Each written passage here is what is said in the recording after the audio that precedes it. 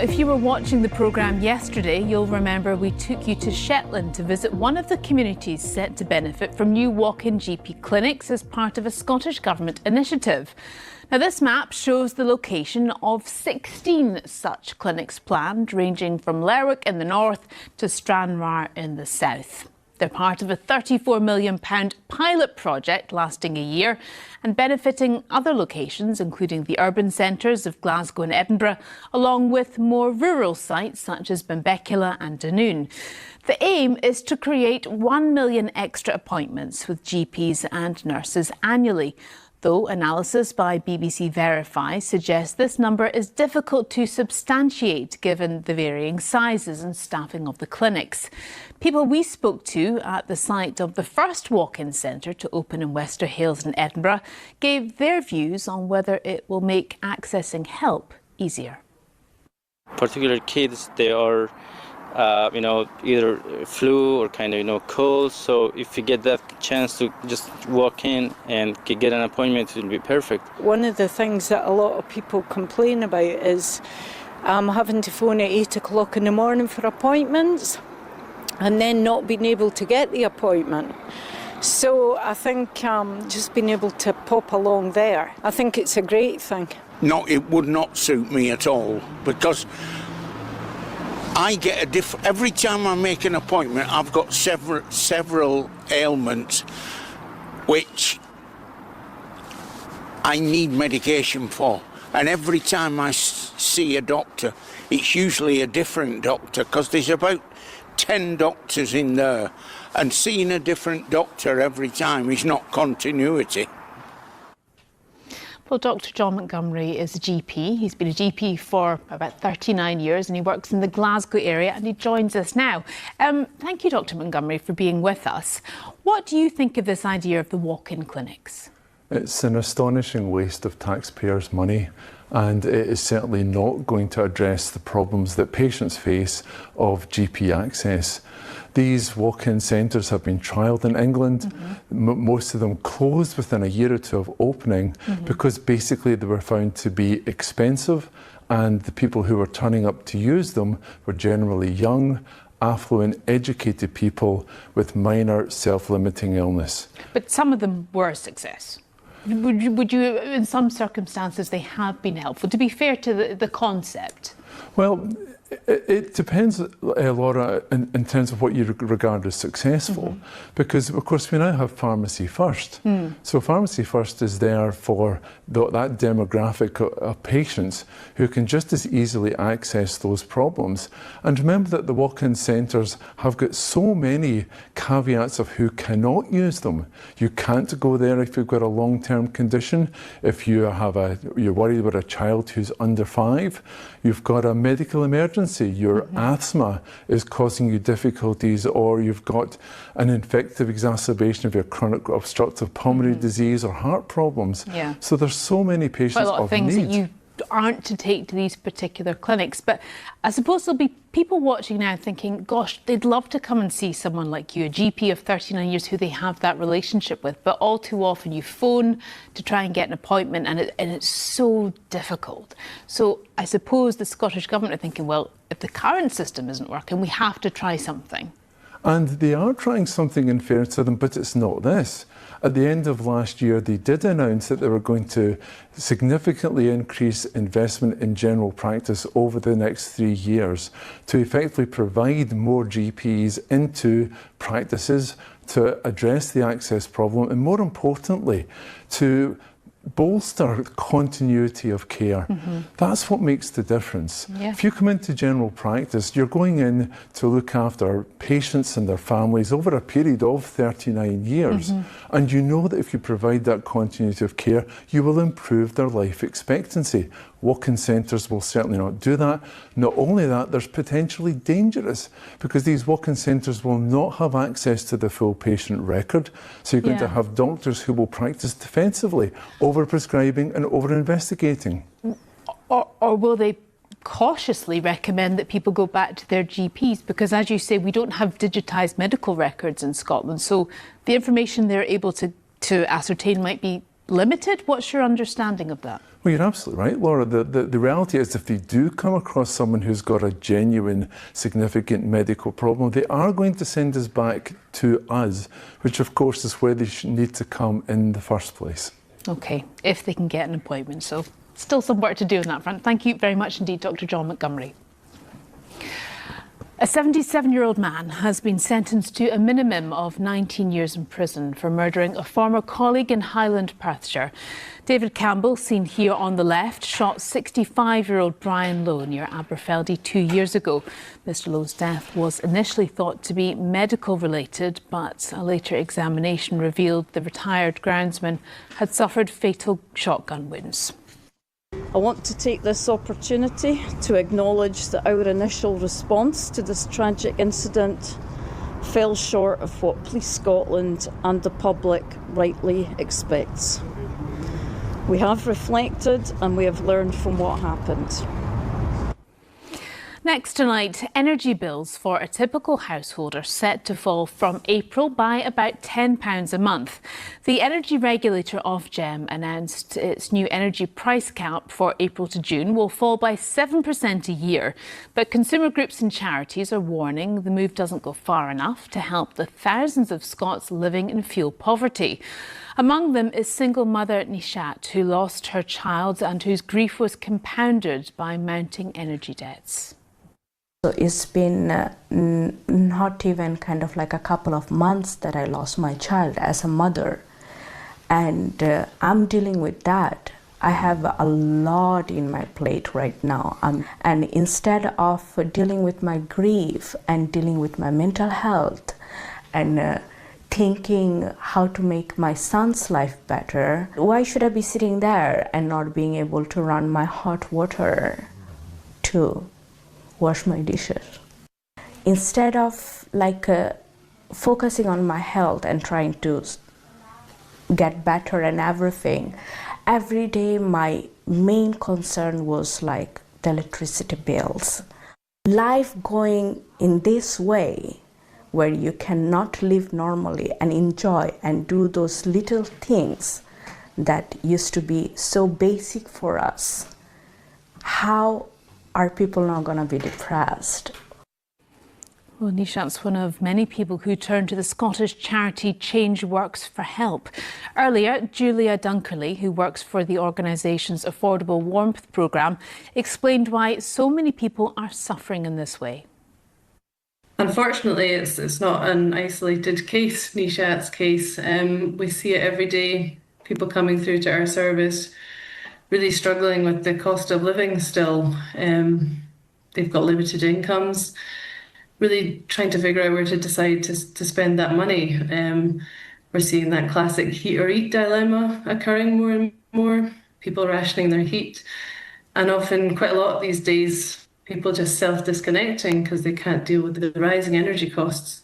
So it's pretty harrowing, and you can imagine self-disconnection that leads to other problems with the property and health and happiness. It's just not really a standard of living that people in Scotland should be dealing with. So when we hear these announcements that energy bills are coming down in April, what do we really have to understand about those who are in energy debt and also the fact that energy prices are already so high that maybe coming down £10 a month isn't really going to make much difference? Although we sort of support the changes that the price cap have made in terms of how they calculate the price cap, it's still really forgetting about those low-income, vulnerable families who are struggling day to day to top up their meter and pay their gas bills and pay back energy debt. So we would really welcome and urge Ofgem to look back at, look at social tariffs, putting that back on the table. And that way we wouldn't see these families falling through the cracks. So what could be done at a wider level to make energy more affordable? Well, while we welcome the changes set out in the autumn budget last year, we still don't think it does enough to support vulnerable households. 1 in 3 people are in fuel poverty, and the main drivers of that are low income, high energy costs, and also poor energy efficiency of properties. So we'd love to see more investment in funding opportunities for people. We'd love to see more investment in local support services, so your debt agencies. We'd also love to see more investment in national support services like Home Energy Scotland, who are there to increase the energy efficiency of properties by insulation, increasing your energy efficiency of your central heating system, and many other things. If anyone is watching right now who's really struggling with the cost of energy and for whom this announcement really is cold comfort, what would you say to them? I think that the first port of call would be to engage with your supplier and let them know that you're struggling, try and find an affordable repayment plan if you've got any debts. Make sure that you're on the priority service register. Vulnerable households should be on that, and they should get provided with elevated support from their supplier. We'd also encourage people to engage with income max services. There's a lot of underclaim in Scotland from benefits, so make sure that you're claiming everything that you should. Speak to Home Energy Scotland. They can run you through a home energy check to make sure that your house is energy efficient to the standard that it could be, and also look for any sort of funding that can support you with that, and engage with fuel debt charities and support services like ourselves. Lots of support there. Julia Dunkley, many thanks indeed for joining us. It's almost 5 years since hundreds of people took to a Glasgow street to protest the removal of two men who were being taken away by immigration officers. But the Home Office raid didn't go to plan. The two men were released from a van after locals surrounded the vehicle for several hours. Events of the day have been turned into a documentary that will open at Glasgow's Film Festival. Our arts correspondent Pauline McLean has more. This was the moment the world saw. A standoff between police and demonstrators in a Glasgow street to prevent the deportation of two Sikh men. But it was just one moment in an 8-hour day, documented in this new film. For this quiet neighbourhood in the south side of Glasgow, it was just a normal day. There were babies here in prams, they were elderly, people brought their pets, there were people coming on their bikes. This truly was one of those very rare moments where it's not your typical activist, whatever notion you might have of what an activist looks like. These were people, your neighbours coming down from these buildings that you see around here, people that have worked here in Pollokshields, Govan Hill, the whole community coming out and saying, hang on, this isn't not here. Finding footage wasn't a problem for the filmmaker, but the timing during the pandemic delayed things. And many of the people didn't want to be on camera, including the protester who lay under the Home Office van. He felt, I don't want people to make it about me. I wanted to make it about the actions that I took, which I think anybody should have taken. There was half a dozen dudes inside moving around, and when they moved around inside the van, I could feel the whole thing. Which is how Emma Thompson, who'd admired Philippe's previous film, came to be the voice and face of Van Man, while Kate Dickie portrays a nurse who was passing and came to his aid. Now, 5 years after the events of May 2021, the film is finally made and being seen at festivals far and wide.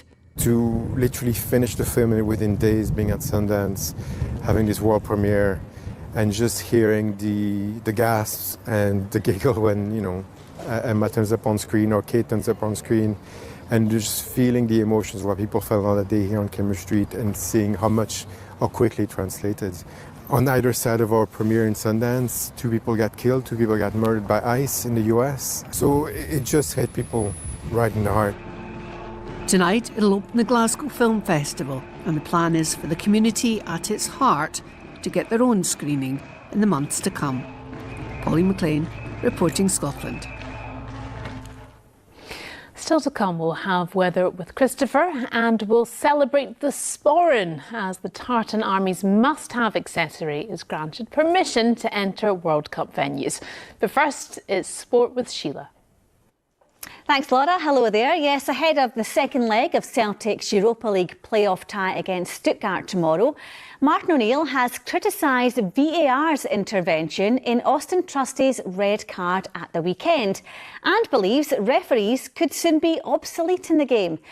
O'Neill insists referee Matthew McDermott saw the defender's altercation with Hibernian player Jamie McGrath and decided to talk to both players without taking further action before the video assistant referee called him to the monitor.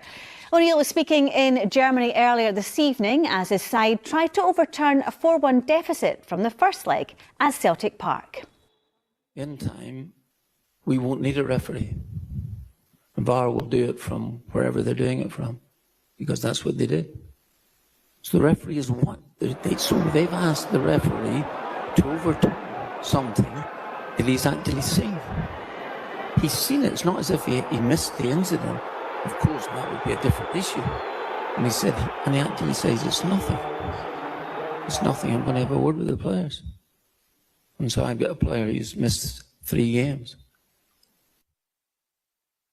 To talk more about Celtic is the Herald sports writer at large, Stephen McGowan. Good evening, Stephen. We'll get to tomorrow's match in a minute, but first, what did you make of Martin O'Neill's comments tonight about VAR and referees' future? Well, first of all, I think I would say I didn't have a great deal of issue with Austin Trusty being red carded in the first place. I thought he was a bit foolish, a bit foolhardy. I think he probably did use excessive force in slapping away Jamie McGrath. But I do accept the general point being made about the re-refereeing of games. I think if referees are seeing incidents, if they're passing judgment on the pitch, well, I don't know then that unless it's a really clear and obvious error, which is when they're supposed to get involved, the video assistants should be putting themselves into the process. He was perhaps slightly tongue-in-cheek there, wasn't he, about referees' future. But did you get his point about what's the point of referees if we're going to have this? Like, we're always going to need referees. I think we also have to accept that VAR is not going anywhere. You can't put the genie back in the bottle. It is here to stay. It's an imperfect process. You're never going to get 100% accuracy because ultimately it's operated by flawed human beings. So I think we just have to make the best of what we can. We have to try and improve it. We have to review it. And I think we have to try and assess where maybe VAR officials are inserting themselves in it just a little bit too often when they don't really need to. OK, let's go to tomorrow's game now. 4-1 down, going into a huge week ahead. Tall order to qualify. How do you think they'll approach it? I think for Celtic, this is a bit of a free hit in respect to the fact that I think everyone knows they're going to go out. They lost 4-1 at home to the team who are fourth in the Bundesliga. Stuttgart team who look clearly better than them in almost every department. So I think with Rangers in mind on Sunday, I think it makes sense for Martin O'Neill really to rest his key players and really to put out effectively a bit of a fringe team. Obviously, you have to balance the need not to be embarrassed or humiliated and not to have a severe morale dent. But I would certainly be looking at, if I was O'Neill, and I think he will be, playing the likes of Anthony Ralston, perhaps Colby Donovan, Luke McCowan and so on, and Junior Adamu, and just giving them a bit of a run out in order to rest key players for what is becoming probably a defining game for a season at Ibrox on Sunday. Yeah, they had their first domestic meet since O'Neill returned at the weekend against Hibs. Do you sense things have started to slide a little bit? I think that's the fear of supporters. I think it's a natural concern. I think this period of games, away games against Stuttgart, against Rangers twice, against Aberdeen, was always seen as one that was going to be make or break for Celtic's season. I think even if they slip up, there's still room for kind of hanging in there, because I think there will be twists and turns from all teams in the final weeks of the season. But I think Celtic's margin for error now is extremely slim.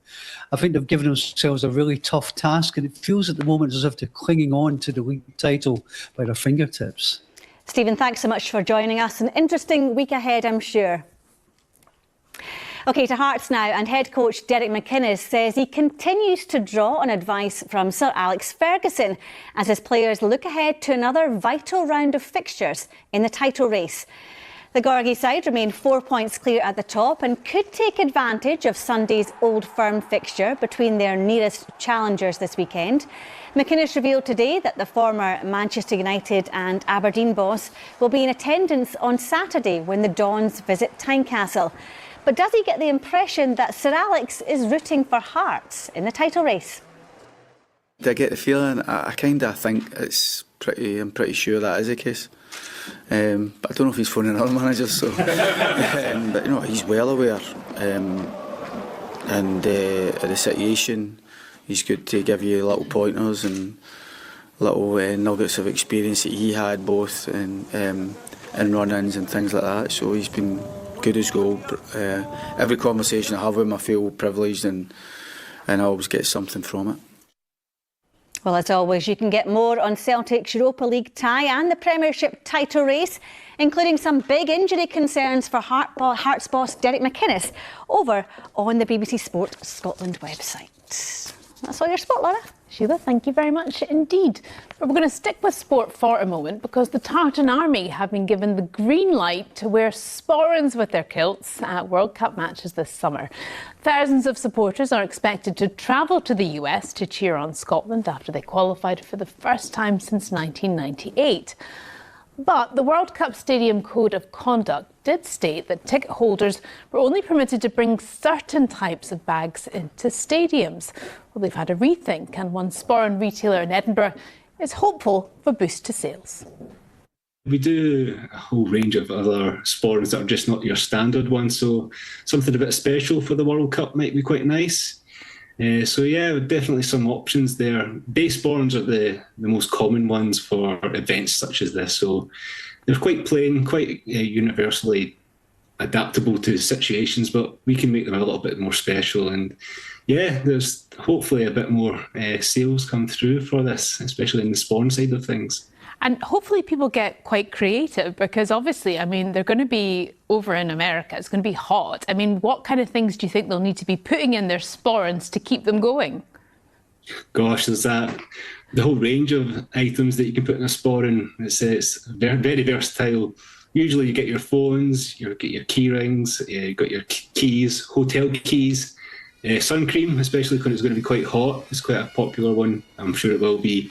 And especially maybe a cheeky wee whiskey in there, just to keep everyone going during the games. Well, they might be checking the sporrans, so you might have to be careful on that one. But, you know, for the Scots going over, it's such an exciting time to be in full regalia. What do you think that will mean to the Tartan Army?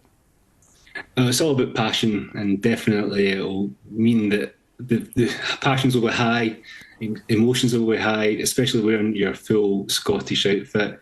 And it would have been great just with a kilt, but just having that accessory of the sporran just means that it'll be that peak level of Highland wear that you can take. And everyone will be asking, where did you get your kilt? Where did you get your sporran? And hopefully get some more Americans wearing some kilts and sporrans, even with their 1% heritage. We want to see that happen.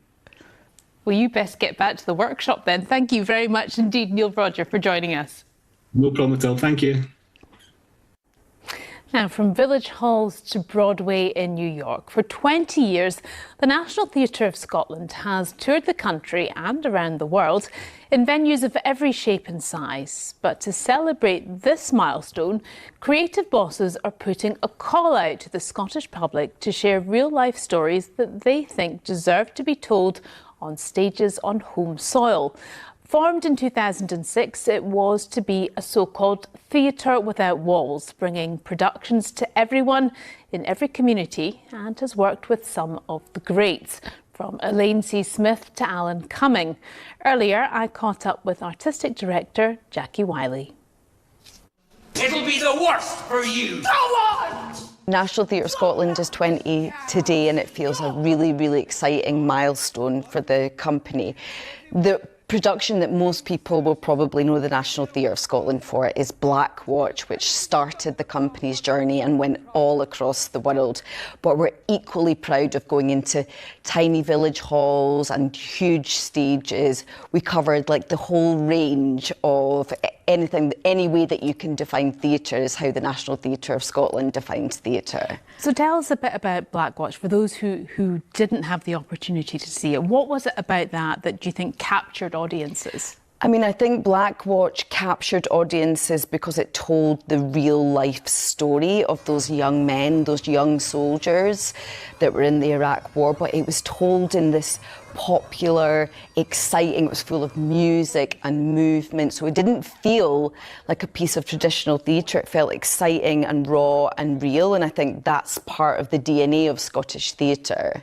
And what was it about the company that wanted to do those kind of big productions, but also had this commitment to going to schools, to performing in the village halls, that kind of community outreach? Yeah, so National Theatre of Scotland is different from any other kind of national theatre because we don't have our own building. So instead we have a commitment to going all across the country, to taking stories where there are audiences rather than expecting audiences to come to us. So that means that we can make, you know, we can tell stories that people want to hear, and we can uncover new stories. We can define theatre in any way that we want to. This will be so fitting because people will be watching this thinking, oh, I've got a funny story about my family, or they've uncovered a bit of their own family tree or something that would make maybe a wonderful production. Yeah, we're really open to all and every story, and it might be a huge story or it might be a small intimate story. It might be a story of joy, it might be a story of triumph, it might be a sad story, but we want to hear all of the stories, and it's part of National Theatre of Scotland to kind of seek out undertold Scottish stories. So in the past we've told stories like the story of the Glasgow girls who fought for the rights of asylum seekers in the city. This year we're telling the story of the Lee Jeans factory sit-in. It's part of our responsibility to go out to find the stories that mean something to the nation and to bring them into National Theatre of Scotland, to turn them into a theatre production and then send them out again across the country. So we're really, really excited about it. Well, it sounds wonderful, and happy 20-year anniversary. Jackie Wiley, many thanks indeed for joining us. Thank you. And you can visit the National Theatre of Scotland website to find out more about sharing your story. Time now, though, to get the weather story with Christopher. Some nice pictures today. What have you got? Well, a lot of cloud, a lot of rain, but actually it was the warmest day of the year so far. Yes, it was today. mild, wasn't it? 13.8 Celsius. Balmy. Not quite? Well, yeah, I mean, very, very mild for the time that's of year. tropical compared to what we've had recently. You know, it was in excess of 18 down south. Really? We don't want their weather. No, we don't. Anyway, that was in Drumnadrochit. Let's take a look at some of the pictures we've had today. Some lovely pictures coming in there from Shetland. One of our weather watchers on the mainland there, with a lot of cloud and some sea spray with those big waves. Cloudy and wet for many across the country, and even if it wasn't wet, it was rather grey and cloudy. And tomorrow, more of the same, I'm afraid. Let me show you what's happening. We've got low pressure nearby and weather fronts bringing rain. So this is the picture tomorrow. But you can see as we head through the next few days, it remains unsettled. There will be windows of something drier and brighter in the mix at times too. I will explain all. This is the picture first thing tomorrow. It's a cloudy start for most and wet through parts of central and west Scotland, with that rain moving in off the Atlantic. Perhaps a little bit of brightness towards the Moray Firth and the Northern Isles, but most starting the day cloudy and many starting the day wet. Breezy around the west coast with a fresh southerly wind, and through the course of the day that rain will bodily work its way eastwards, giving a good dose of wet weather for most parts. Temperatures on the mild side up to around 10 or 11 Celsius, cooler further north. That rain tending to ease off by later in the afternoon. And then as we head through towards Friday, we've got a change in wind direction to a northwesterly. That'll introduce something a little bit cooler, hopefully a bit brighter as well. It's a cloudy start, but the clouds should tend to retreat as we head through towards the afternoon, with brightening skies, but equally a number of showers. Those could be wintry across the mountaintops because of that cooler air feeding in. And you can see that reflected in the temperatures, 7 to 10 degrees. This is the weekend now, tale of two halves. Saturday's not bad, but Sunday sees weather fronts and rain return. So those 2 days in detail. It's a chilly start on Saturday, but a bright one. And then the cloud and the rain just pushing in towards the west coast. Temperatures around 7 to 9 Celsius, cooler further south compared with what we've seen of late. Sunday, we're in warm sector conditions between the warm front and the cold front, so cloudy, outbreaks of rain, but milder. And then beyond Sunday into next week, we've got high pressure with us, at least for a few days, Monday, Tuesday, Wednesday. So just calming things down, quietening things down. Should be largely dry, hopefully with some spells of sunshine around at times too. So let's sum up all of that, certainly from Friday onwards. You can see Saturday probably the pick of the days this weekend, with that rain returning on Sunday, lingering in Monday, sunshine comes out again Tuesday. That's the forecast. I'm glad that you managed to find the sunshine graphic. We haven't seen it very much recently. We would like to see more of it, wouldn't we? We would. Where's all this balmy air coming from, all warm air? It's all from the south. Oh, right. Okay. Yes. Very good. We'll take it. Thank you very much, Christopher. And that's all from us this evening. Amy will be here with the programme tomorrow. But for now, from all the team, whatever you're doing, do enjoy the rest of your evening. Bye-bye.